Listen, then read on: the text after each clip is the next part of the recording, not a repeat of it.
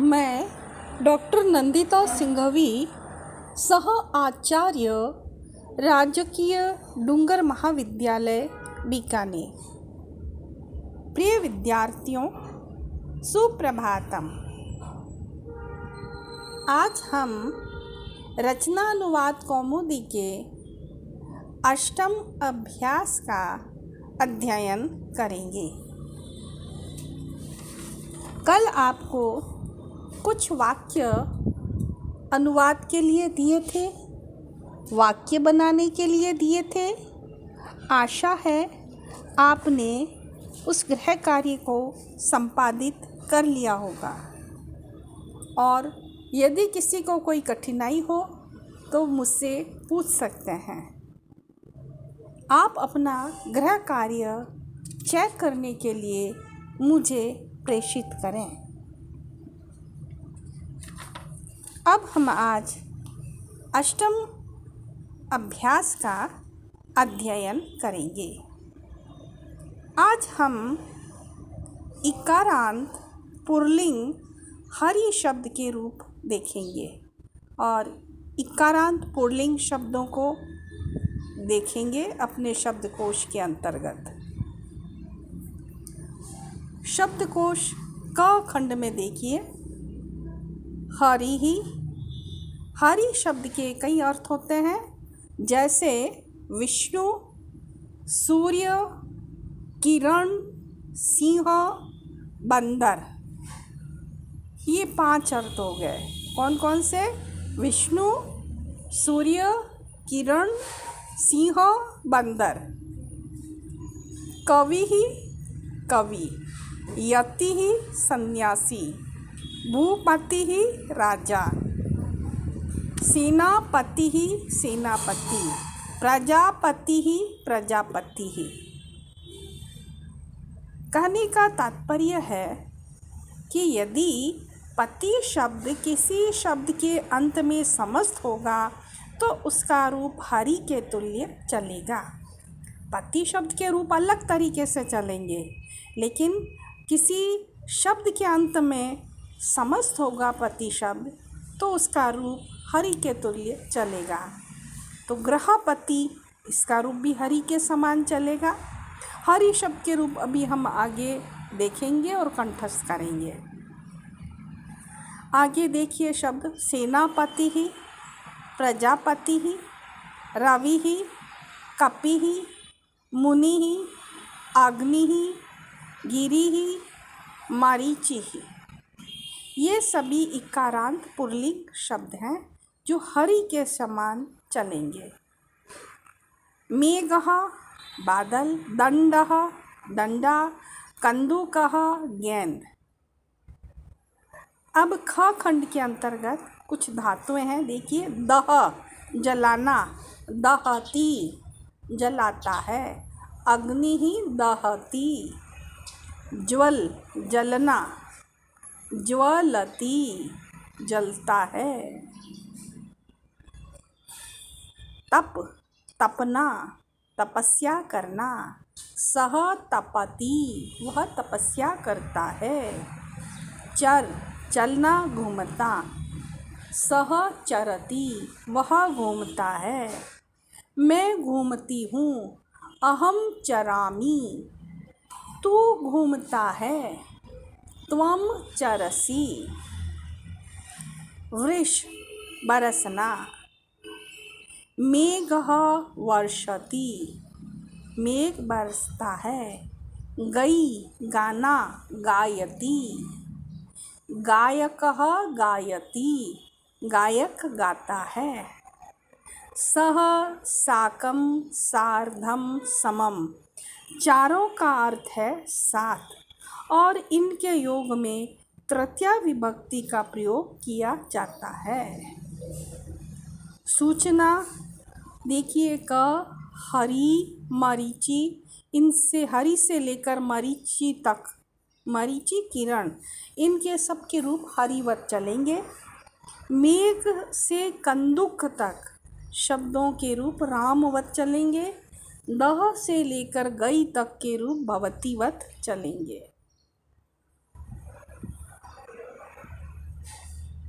आज हम लंग लकार भूतकाल के रूप स्मरण करेंगे।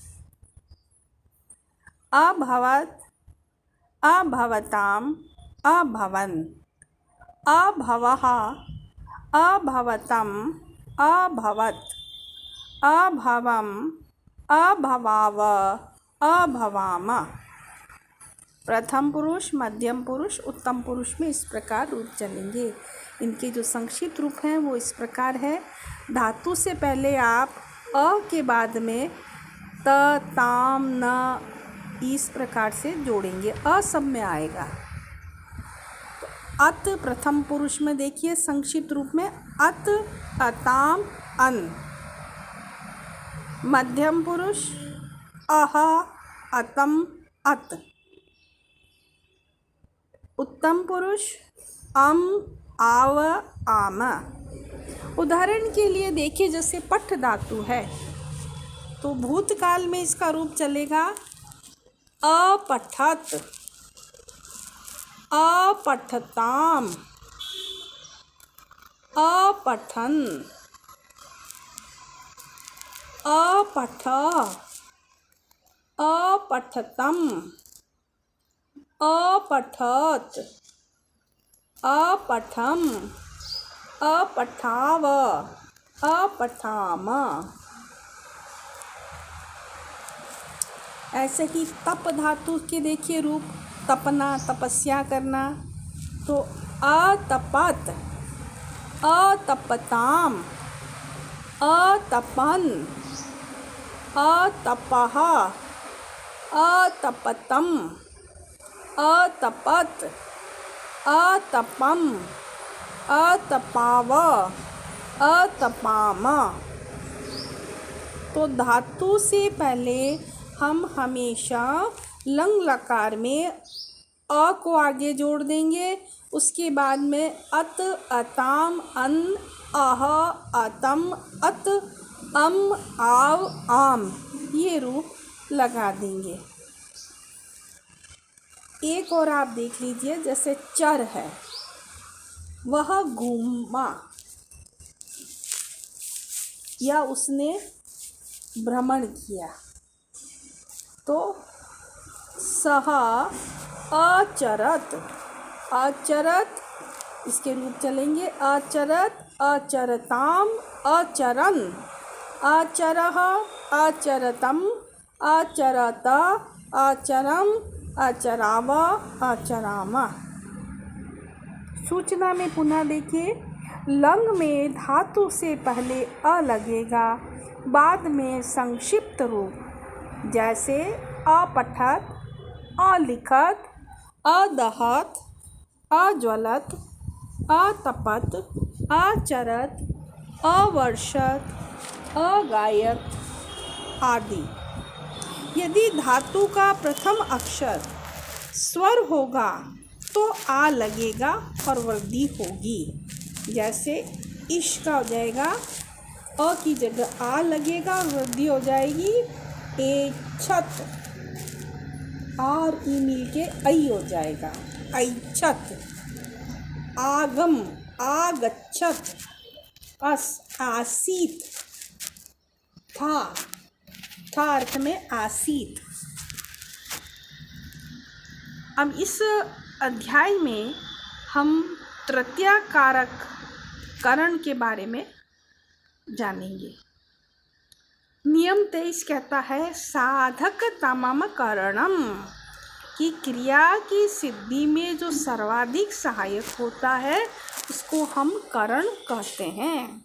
साधक तमम करणम, कर्तृकरणयोस् तृतीया, कि करण में तृतीया होती है, और कर्मवाच्य और भाववाच्य में कर्ता में तृतीया होती है। करण में तो हमेशा तृतीया लगती है, और जो कर्मवाच्य या भाववाच्य का वाक्य होता है उसमें कर्ता में तृतीया होती है। जैसे कंदुकेन क्रीडति, वह गेंद से खेलता है। तो गेंद यहाँ पर करण है इसलिए करण में तृतीय विभक्ति का प्रयोग हुआ है। दंडेन चलती, वह डंडे से चलता है। रामेण गृहं गम्यते, यह भाववाच्य का वाक्य है, इसलिए रामेण गृहं गम्यते, राम के द्वारा घर जाया जाता है। ये कर्मवाच्य का वाक्य है, इसलिए राम यहाँ जो करता था रामः, उसमें तृतीया विभक्ति लग गई रामेण गृहं गम्यते। रामः भावति, या अगर हम इसको कर्मवाच्य में बदलेंगे तो राम जो प्रथमा विभक्ति थी उसमें तृतीया विभक्ति लग जाएगी कर्मवाच्य में या भाववाच्य में। यह भाववाच्य का है तो रामः भवति, राम होता है तो रामेण भूयते। सह युक्ते अप्रदाने, सह साकं सार्धं समम के साथ के युक्त होने पर तृतीया विभक्ति होती है। जैसे जनकेन सह साकं सार्धं समम वा, गृहं घर को, गच्छति घर को जाता है, जनक के साथ घर को जाता है। जनक के यहाँ षष्ठी विभक्ति का अर्थ निकल रहा है, लेकिन सह साकं सार्धं समम के योग में यहाँ जनक में तृतीया विभक्ति का प्रयोग किया गया है। इत्थम्भूत लक्षणे, कि इत्थम्भूत लक्षणे, इस प्रकार के जो लक्षण है, चिन्ह है, उससे किसी व्यक्ति या वस्तु का बोध होता है। जिस भी चिन्ह से किसी व्यक्ति या वस्तु का बोध होता है, उस चिन्ह में तृतीया विभक्ति हो जाती है। जैसे जटाभिः यतिः, जटा से सन्यासी ज्ञात होता है, तो जटा रूप जो लक्षण है, इस प्रकार का जो चिन्ह है, उसमें तृतीया विभक्ति हो गई है। जटाभिः यतिः। हेतौ, कारण बोधक शब्दों में तृतीया होती है। जैसे अध्ययनेन वसति, अध्ययन के कारण निवास करता है। वसति निवास करने का कारण क्या है? निवास करने का कारण अध्ययन है, इसलिए यहाँ अध्ययन में तृतीया विभक्ति का प्रयोग किया गया है। आइए अब हम कुछ उदाहरण वाक्य देखें।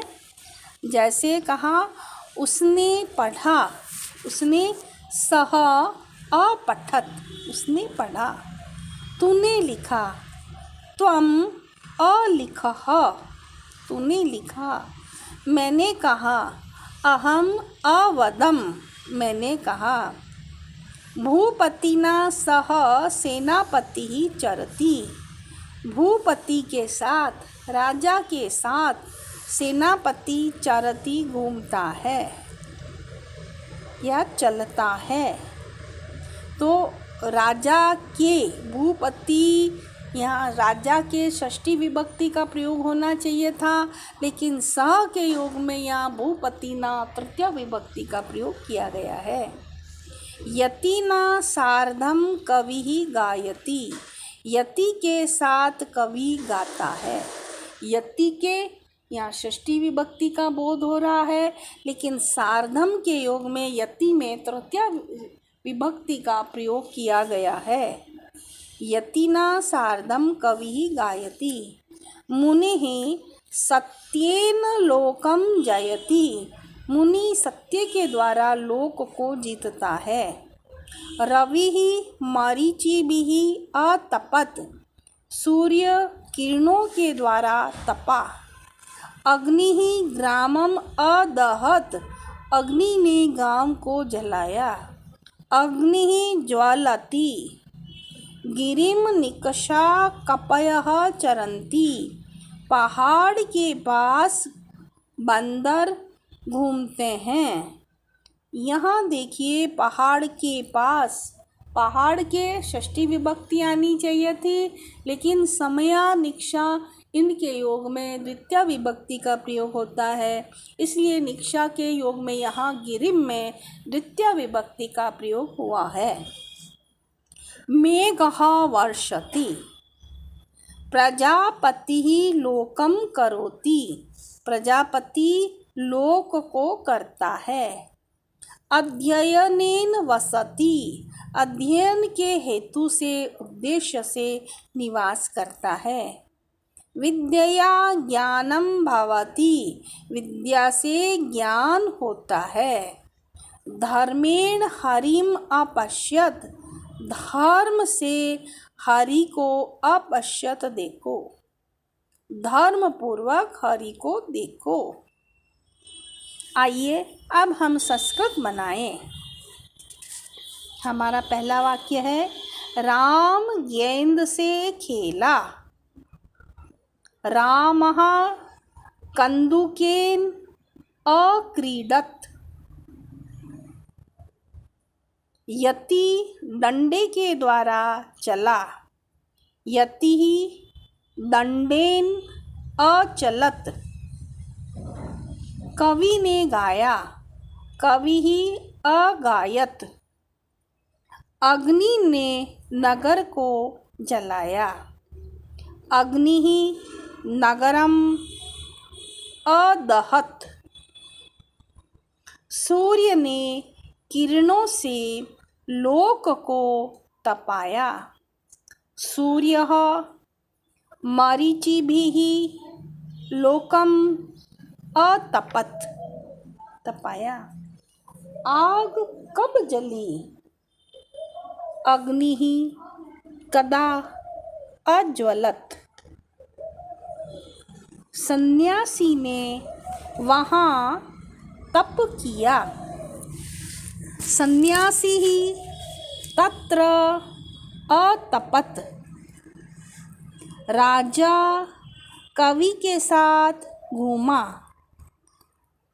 भूपतिः कविना साकं अचलत्। राजा के साथ सेनापति यहाँ आया। भूपतिना सार्धं सेनापतिः अत्र आगच्छत्।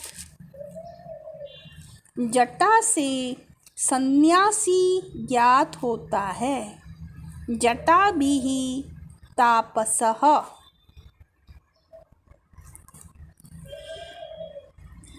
कवि ने किस प्रकार गाया? कविः कथम अगायत्। यति मुनि के साथ हरि के पास गया। यतिः मुनिना साकं हरिम समया अगच्छत्, गया। पहाड़ के ऊपर ऊपर सूर्य तपा। गिरिम उपरि उपरि सूर्यः अतपत्। यहाँ पहाड़ के षष्ठी विभक्ति का अर्थ निकल रहा है, लेकिन हम पूर्व में पढ़ चुके हैं उपरि उपरि के योग में द्वितीय विभक्ति का प्रयोग होता है, इसलिए हमने गिरिम द्वितीय विभक्ति का प्रयोग किया है। राम बंदरों के साथ खेला। रामः वानरै सह अक्रीडत्। राम वानरों के साथ खेला। मुनि राजा के साथ बैठा। मुनिः भूपतिना समं साकं वा बैठा अतिष्ठत्। मेघ बरसा। मेघः अवर्षत्। मेघ बरसा। कवि और मुनि ने पुस्तकें लिखी। कविः मुनिः च पुस्तकानि अलिखताम्। कवि और मुनि ने पुस्तक लिखी। कवि और मुनि दो हैं, इसलिए यहाँ अलिखताम्।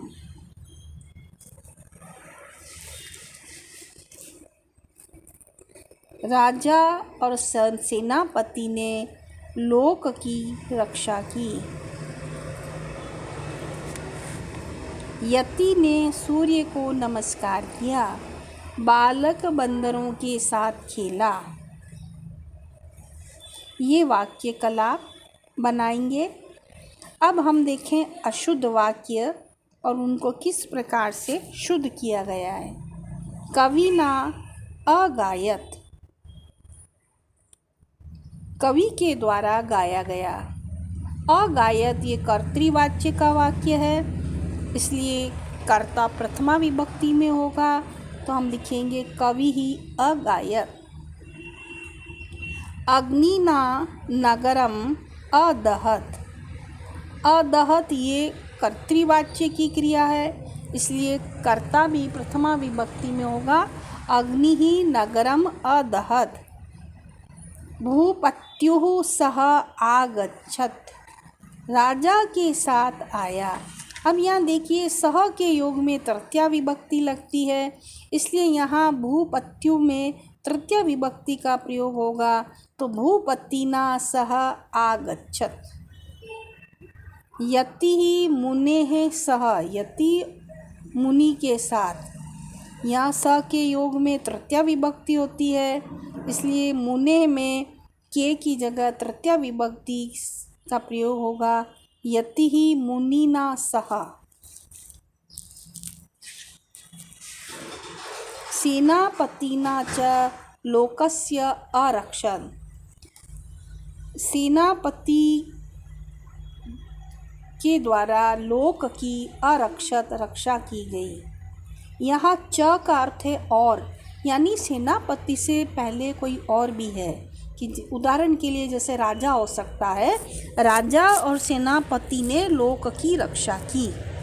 यहाँ अरक्षत कर्तृवाच्य का है, इसलिए कर्ता भी कर्तृवाच्य का होगा, और कर्तृवाच्य में कर्ता में प्रथमा विभक्ति होती है, इसलिए सेनापति में प्रथमा विभक्ति आ जाएगी। सेनापति च लोकम अरक्षताम। द्वितीय विभक्ति का प्रयोग हो जाएगा, दो है इसलिए द्वितीय विभक्ति। अब कल आप अभ्यास में लिखे गए वाक्यों को लट, लौट और लिट में परिवर्तित करेंगे। नियम 5 के अंतर्गत वाक्य बनाएंगे। नियम 6 के अंतर्गत रिक्त स्थान की पूर्ति करेंगे लंग लकार के अंतर्गत। बच्चों, आज आपने ये लंग लकार के रूप देखे हैं, कल आप इन्हें कंठस्थ करें। अब हम हरि शब्द के रूप देखते हैं। इकारांत पुल्लिंग है। हरिः, हरि, हरायः। हरिं, हरि, हरीन्। हरिणा, हरिभ्यां, हरिभिः। हरये, हरिभ्यां, हरिभ्यः। हरेः, हरिभ्यां, हरिभ्यः। हरेः, हर्योः, हरीणां। हरौ, हर्योः, हरिषु। हे हरे, हे हरि, हे हरायः। आज इतना ही। कल हम फिर नवम अभ्यास के साथ मिलेंगे। धन्यवाद।